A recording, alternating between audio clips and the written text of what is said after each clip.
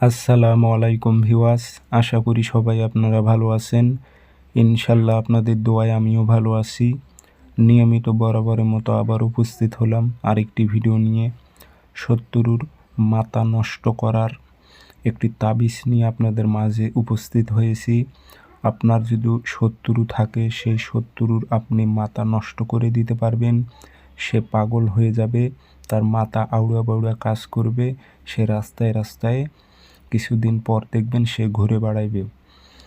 খুব খতরনাক, খুব শক্তিশালী এই তাবিজটি।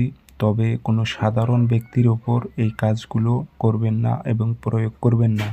এই ক্ষেত্রে আপনার নিজের ক্ষতি হবে।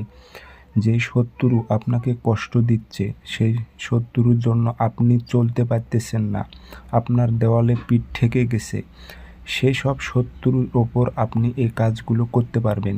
সেই ক্ষেত্রে আপনার কোনো সমস্যা হবে না।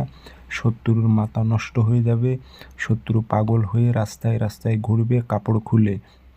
তো কাজটি কীভাবে করবেন বিস্তারিত সব কিছু আমি বলে দিতেছি। ভিডিওটি সম্পূর্ণ দেখবেন, চ্যানেলটি সাবস্ক্রাইব করে রাখবেন এবং আপনারা ব্যক্তিগতভাবে যদি আমার থেকে কাজ করে নিতে চান অথবা কাজ শিখতে চান, যোগাযোগ করবেন 0133152703 ইমো হোয়াটসঅ্যাপ আছে। নকশা আপনারা কালো কালি দিয়ে সাদা কাগজে লিখবেন।